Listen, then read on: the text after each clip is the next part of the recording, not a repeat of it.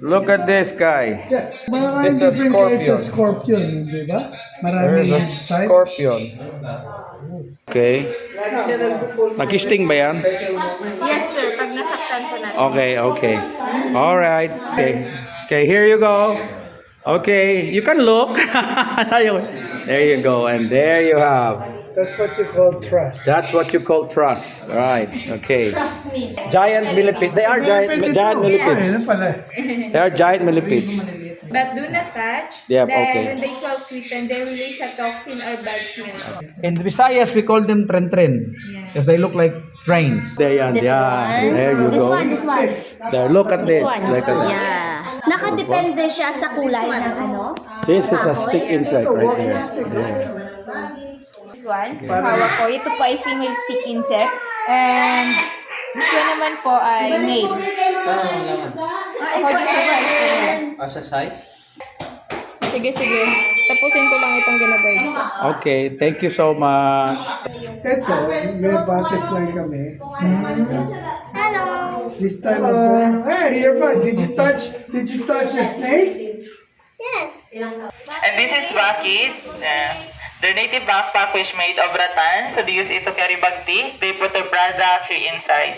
If their product is heavy aside from shoulder straps, so it has a head support to carry even more weight of their product. So this is Kimbal, their native pram made out of hollow wood with animal skin on top.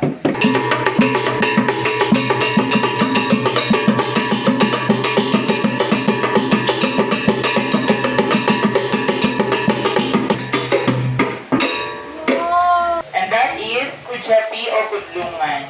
So one of the first guitar in the Philippines, and that is two string only.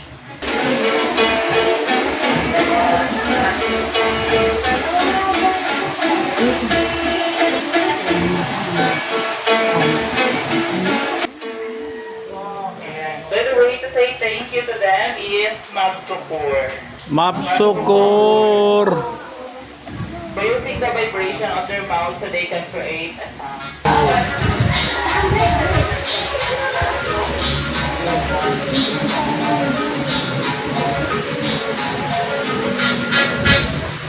Ayan, Mabsukur.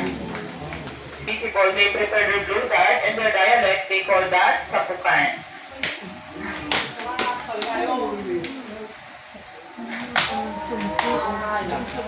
Yes, sumpi sa karate.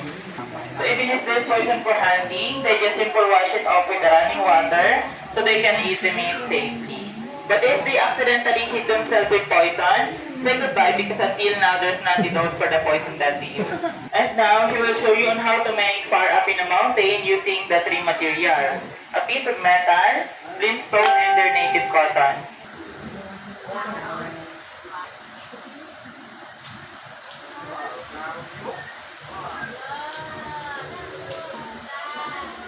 Nagkataatanan po yan sila ng mga cracks, unlike mga rice.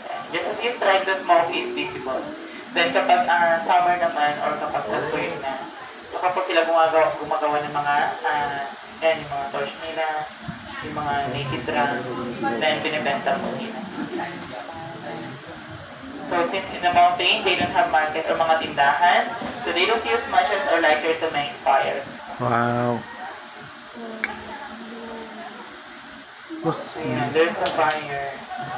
Yay! So wala rin po silang access ng electricity sa mountain. They call that salong or sahing, their native torch or light up in a mountain. Can last up to 3 to 5 nights depending on the use. So ipapaam yun. So yung smell ng smoke is like an incense or... Yeah. Okay, so thank you everyone for listening, and if you want to know more about the tribe and how it all started, we have a lot of information at the back. And so now you will take a picture with the tribe and their pet snake. Their pet snake is an non-venomous Burmese python. They just hold the head and tail of the snake. If you want to take a picture, you can stand behind only the snake.